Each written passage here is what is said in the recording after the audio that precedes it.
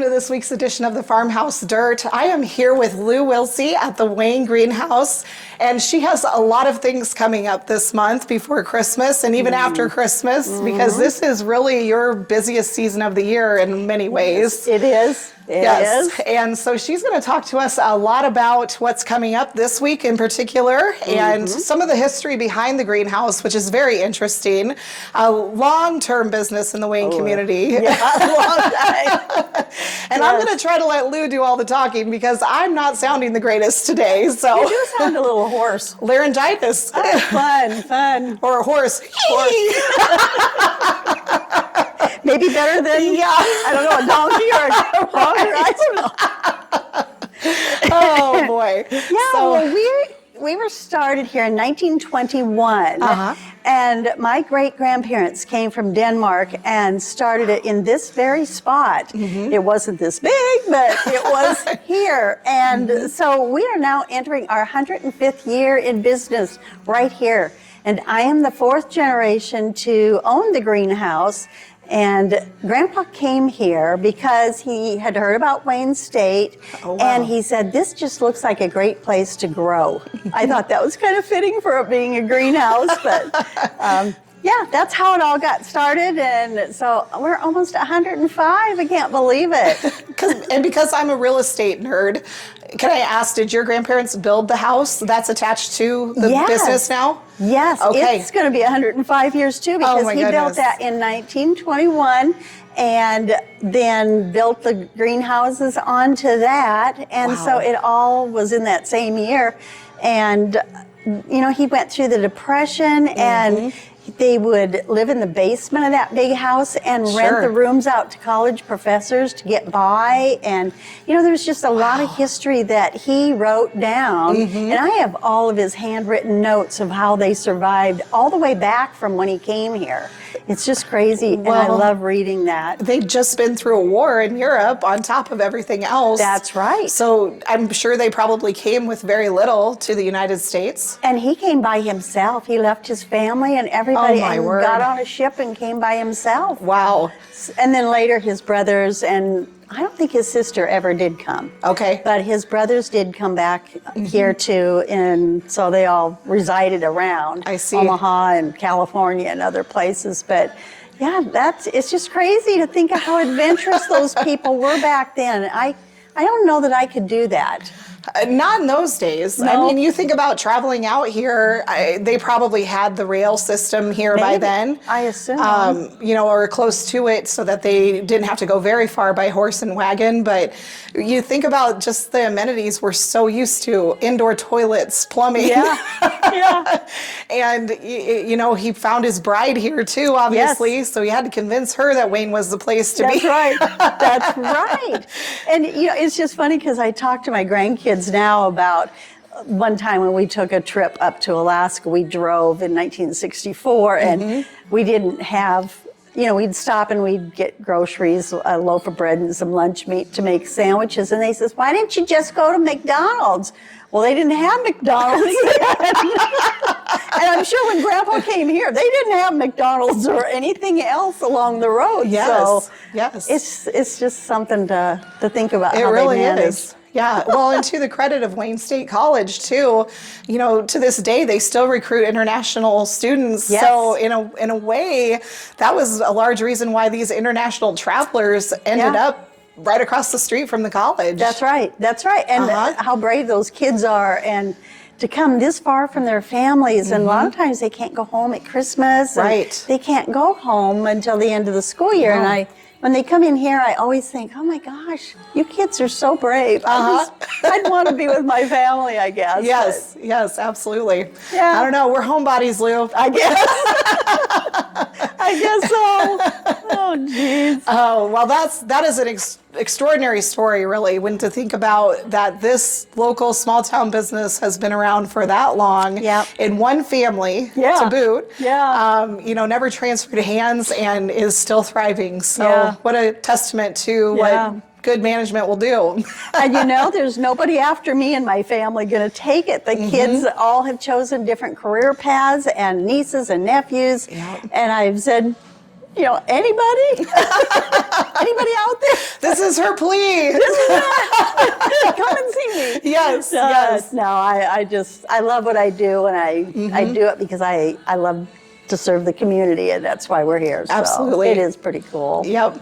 And that's why you've been around so long, too. Yeah. In fact, yesterday when you stopped up to see me, I had just come in from the cemetery. Okay. Because we take a lot of evergreen wreaths and things out to the cemetery this time of year. Sure. And so I love doing that part of the service for the community. Yes. You can come in. He's bringing in the chair for Santa Claus. Oh, perfect. Santa will be here on Saturday, by the way, from 10 until 1. So we had to have a chair for him. Yes. But nice segue into what's coming up this weekend for you guys. Exactly. Speaking of which, our open house is Friday and Saturday. And Friday it is from 9 until 6. And then on Saturday, no, that's on Friday. Okay. On Saturday will be 9 to 2, but Santa Claus will only be here from 10 to 1. Okay. And so the kiddos will be able to see him and give him their list of things they want. And then they can go back in the back room. We'll have cookies back there that they can decorate and take home or eat, whatever they want to do. Yes. We'll have treats for the adults around here, also other cookies and things too, hot cider. Sure. And we have big discounts both days. There's a lot of things that are 20% off all the way up to 50% off on some really nice things. Yes. As well as buy one, get one free type items and just all kinds of good things. So big sales, great Santa Claus time. Adults can see Santa Claus too. I always do. I like to get my picture with him. Well, and Lou, has there been a year since you've kind of taken over operations that you haven't done this holiday open house? No, I mean, as far as I remember, we've always done it. But we used to always do it the same time the downtown did it. Sure, But then we were missing out on all the fun down there. So right. This year I said, let's not do it, and we'll do it later, and that way we can all go downtown. Exactly. And that way we get to join in the fun down there too. Yes. We've always kind of closed early to go see the parade and stuff, but there's just a lot going on in town. Is. So we're doing it a little different this year. That's okay. And I like it. I mean, I admire you because you are off the beaten path. Yeah. And was it last year or 2 years ago, you kind of set up what we called the Northern Lights District up north here. And it was such a cute play on words. And really, when you get this store glowing at night and people are walking by, it is just beautiful from the outside windows. So it's just magical. It is. I love to just go out there and look and, I mean, it's just pretty. Yeah. We put it on our evening walking trails. So, every night we come by, my son's like, I see something different in there, Mom. It's always changing, always new stuff coming in. And it's a pretty place to be. And, yes. Yeah. And I did like that Northern Lights type deal. And we just couldn't keep it going. It was difficult with the group that we had maybe wasn't quite as active, but you know, I hope that we can get it going again because it is a fun play on words. It'll be fun. I was jokingly talking to some of the folks who are down on South Main Street, and I was telling them, I'm like, well, does that make us south of the border district? I love that. We're gonna have chips and queso for everybody. I like that. You have to kind of come up with cute little things to make people aware that you are there. And that's fun. Yeah, and just have fun. I mean, I'd go for that. I like chips and queso. I don't know. Do we have to serve up reindeer? I don't want Santa to hear that. You did say the reindeer weren't coming this year. Yeah, exactly. Nope, not this year. They'll be probably back next year, but this year they got a little break and they didn't have to come to Wayne, Nebraska yet. They'll be coming Christmas Eve, though. They bring all those toys, so they'll still be coming. Prancing on the roads. Yep. Just get those ears listening for them. Yes, indeed. They're so cute. Well, not only are you doing the open house, but you're also hosting a lot of classes this month and starting last month. Or did you start in October? October. Okay, so So you've had centerpiece classes going on and a few other things. We've had just a lot of fun with this. In October before Halloween, we had real pumpkins and we designed bouquets in them, and you had to sign up to come. And then they got to take it home, and that went over really well. And so then we decided, let's do one for Thanksgiving. Well, we ended up did 2 for Thanksgiving, 2 totally different designs and looks, and had a lot of fun with those. And then we did a bingo in the greenhouse one night, totally free. I don't have a license to gamble, so it was totally, maybe this will be a bingo hall. It was bring whatever you wanted to drink, and we had bingo in the greenhouse, out in the greenhouse. They said, really in the greenhouse? It was so fun, and I gave away some little prizes, and we had a good time, and we want to do another one of those maybe in January when there's nothing going on and we're all bored, and let's go up to the greenhouse and play bingo or something. Yes. And then for Christmas in December, we're doing a couple of centerpiece classes.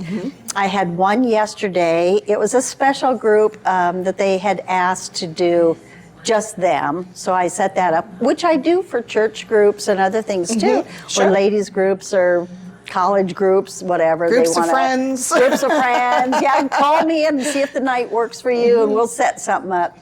And so that group came, and we made a design that she had a lot of college kids with her, and they were going to take them home to their moms. Sure, yes. I think that's pretty cool.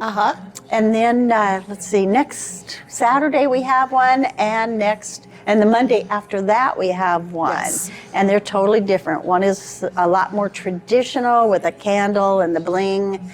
And then the next one is real rustic. It's in a box with the evergreens and pine cones and twigs, and so that'll be fun too. But they're all small for on your tables and very affordable to do and very fun to do, and we're having a lot of fun with that too. Absolutely, that's awesome. And you've done these types of things for years and years and years, teaching others how to use their gifts of crafting and talents to share that with other people. And I'm amazed, they are just really getting into it and taking home some very beautiful pieces.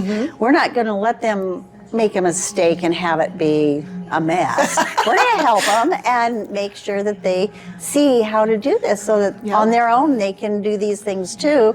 Come up and buy some flowers and take them home and arrange them. Sure. A lot of people are real intimidated with that, and I think this will help open up their thoughts so that I can do this too. And I just need to stop up and get what I need and then have some fun. So we do this all the time, and it is always fun. Yes.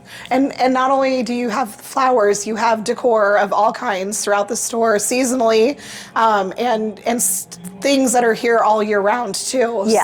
Yeah, and in fact, I just opened a box in the back full of spring, and Valentine is starting to come too. So, I know. Oh my gosh, we're not even through this one holiday at a time. That'd be nice, wouldn't it?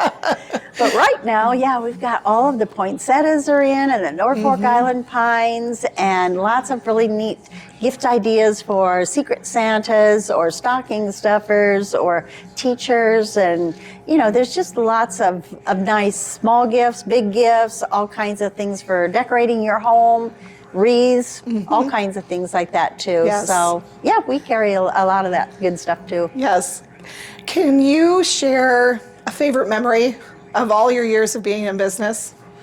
There's quite a few, starting from maybe when I was 3. No, we don't want to take up too long. I hope you have your next hour cleared on the calendar.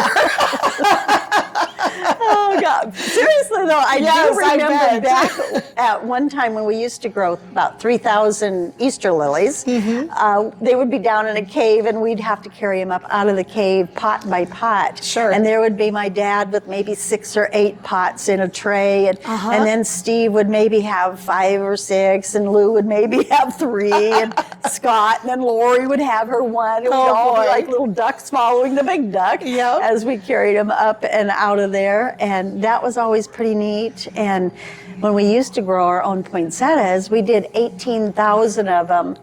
And oh my goodness. Yeah, they were sold anywhere from Yankton to Omaha, Sioux City to Norfolk, and all of the shops all around the area. and Dad would deliver a lot of them, or Steve when he was older too. But yeah, growing those from little baby plants, it's just amazing. Wow. And I don't think most people realize how much work goes into them. And there's no way I could be doing it now. Of course, I don't have a greenhouse anymore either. Well, that's probably a memory we don't want to talk about. Right. That kind of took care of things there. Yes, but up till that went away, we were doing a lot of them. Right. Yeah. Well, and you've seen some tragedy in your work too, then, with things that have happened locally, and you know, to withstand that is quite a testimony too. Yeah. There was 2 pretty bad ones out there at the plant market area, where the one year was around this time of year, and I had just been out to feed the little kitties and came up here, and one of my wholesale guys that was traveling through town called and said, "Hey, what's up at the plant market?" And I had been letting John Deere move the snow off the parking lot and move some of their equipment over there, so I thought that's what he was talking about. And I says, "No, we're not open or anything, but they're just clearing snow." And he says, "No, I mean the roof is flat." What?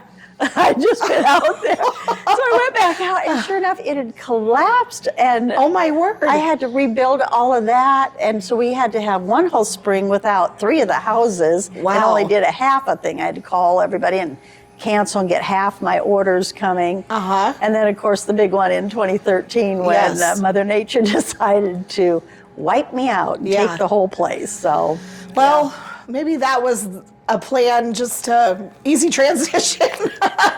Somebody else made that decision for you. Exactly. You know, I'd been talking back and forth. Should I sell this place and keep that place, or sell that place and keep this? You know, and I just couldn't really make up my mind because I loved both. Yes. And, yes. well, that decision was made. Right. For me. Right. So, and knowing that this might not be a fair question, but did you prefer growing versus retail, or my leaning at the time was to save that place and sell this. Oh boy, yes. Because I was thinking, as I get older, I could be in Arizona or Texas and order my seeds, and order my things, and then just come back when it's nice and grow them. Yeah. And I wouldn't have to be here in the winter. That's a good point. This place, all of the major holidays are really in the winter months when it's cold. Anywhere from Halloween, Thanksgiving, Christmas, Valentine's Day, even proms can be when it's still fairly chilly and cold, and until you get to Mother's Day and Memorial Day. Yes. So, yeah, that was my thought at the end process, but then it changed real quick. And it's okay. It's okay. I love this. I always have. And, you know, I really didn't want to let either go, but I knew I didn't think I could manage both anymore. Yeah, it gets hard. Yeah, as you age, it does get hard. Yes. And circling back to the poinsettias, I never realized that your family were distributors of these plants to all these local places too. Now, to start a poinsettia and get it ready for retail by Thanksgiving time, roughly, when do you start the seedlings? As soon as Memorial Day was over, which is the end of May, the shipments would start coming in, and they would be a little tiny plant, no roots, just I think 2 leaves, 1 or 2 leaves. And Dad would stick them in these little pots. They're not very big. And then we would have to carry them all out into the greenhouse under the misters. And I have frizzy, curly hair when it's not combed and straight. And so in that mist and heat in May, I looked a mess, as did all the rest of my siblings. Oh my And goodness. we'd have to do all of that and grow them all summer long, and then start covering them up, because they are photoperiodic, which means they require a certain day length in order to turn color. Really? And so by 5 o'clock at night, we'd have to cover them completely with this heavy black cloth and keep them covered up until 8 in the morning, and then uncover all of them. My word. Yeah. And do that clear up until, I think if they were showing color by Halloween, we knew they'd make it. And you kept on doing that for another couple months, but then by Thanksgiving, they were already showing color. So you didn't have to do that anymore. Yes. Oh my gosh. But how labor intensive Very. For all of you. And then, you know, having 2 different locations where you're maintaining businesses and Oh my goodness. And when we had them up here, because we used to have a lot of greenhouses up here, we could only grow 10,000. Okay. And so at that point, we were hand rolling this cloth out over the top of them, and it's very heavy. And I'm short, and so it's clear up here, you're rolling all this. When we built the plant market, it was built for this, and it had automatic. You could push a button and the cloth would come over it, and then you just had to fold the ends down. Super! It was great. Yes. It was such an improvement. Not as hard a work, but still you had to do it every day and make sure that you didn't miss a day, because that would throw them off. Sure. They're crazy intensive. Harder than raising kids, I think. Kids, you just have to feed them. Yes. You don't care what color they turn. Right. You're whatever. Yes. Oh my word. Yeah, I had no idea. The one poinsettia that is sitting over there, actually, with the pink and white, is kind of a marble color. Yes. My dad did the genetics on that. Really? Can I go grab it? I want to show people this. Yeah. Because Paul Ecke out in California used to grow all of these, and still does. But he and my dad were friends, and then they had talked about trying to get a combination of the pink and the white together. And so Dad, for a number of years, would pollinate the pink and the white until he could start getting them to grow pink and white together. And then he gave the rights back to Paul Ecke so that he could further develop it and run with it. And so they used to be called Marble Hall.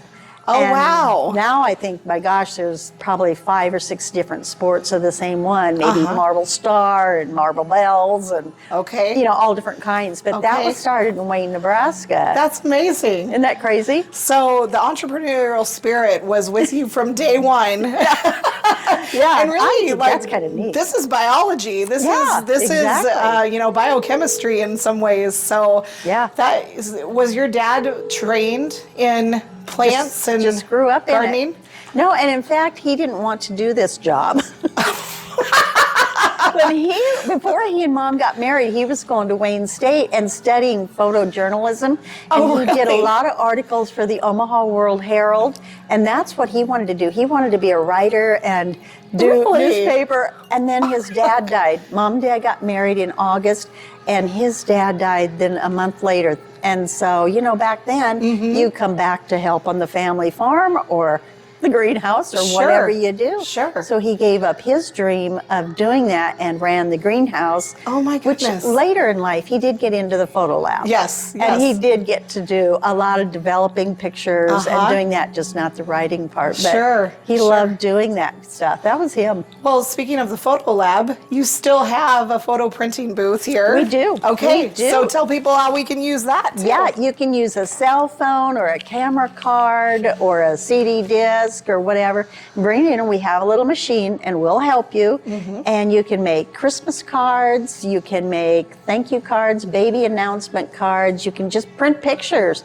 You can get a passport photo here to take up to the courthouse and get your passport. Or get your real estate license. There you go. You could probably do that. Yep, I had to do that once here. Oh, yeah. So we do. We just print pictures, and it's so fast, We thought when he first opened the lab that he, you could do a week and you could have pictures. That was amazing. Yeah, really. And pretty soon it was like, okay, you could have it in 24 hours overnight.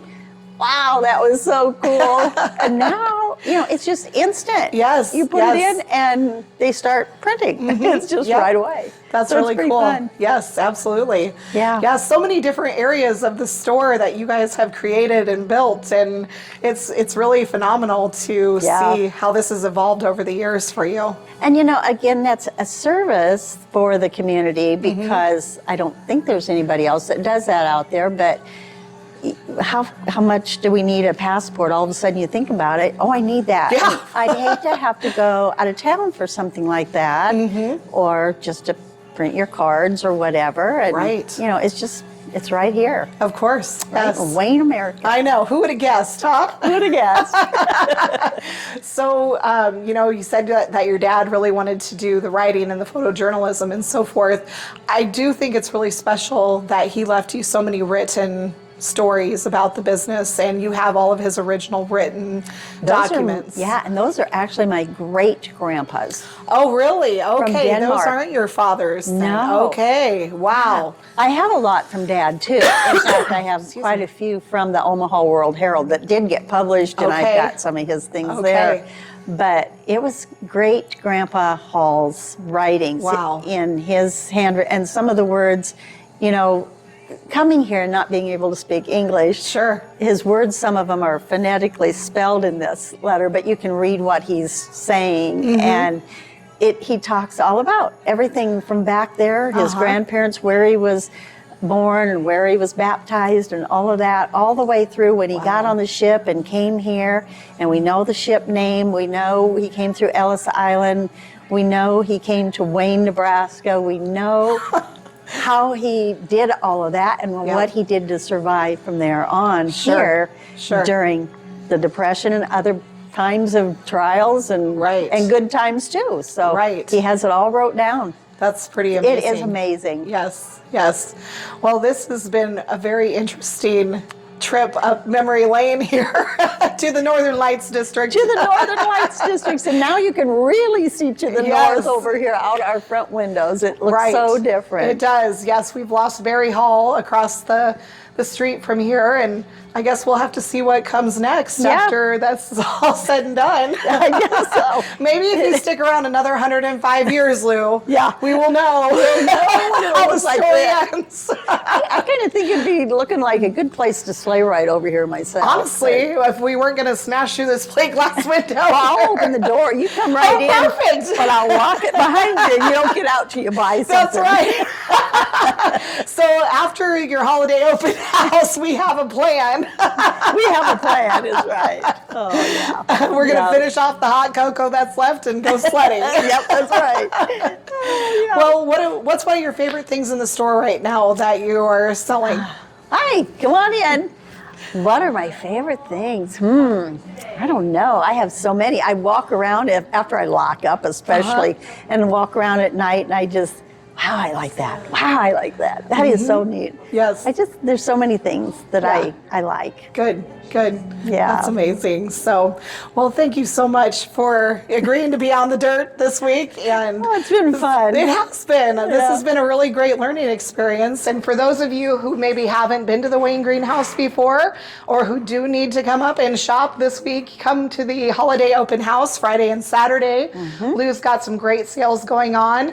And after you're done here, go check out all the other retailers here in town during this holiday season, because we all got to work together to keep this thing together. So it sounds like we might try to have another small business Saturday. I believe so. I've been hearing around town that we might be doing that. That's the rumbling. So if you missed Small Business Saturday because of the weather last weekend, this is the weekend to do it. So double down. A lot of good discounts all over. And you're participating in the holiday punch cards. You can get your cards punched here too. Okay, wonderful. All right. Well, thanks again, Lou. This has been great. I appreciate it. You bet. Happy holidays. Same to you. Yes, and welcome home. Yeah.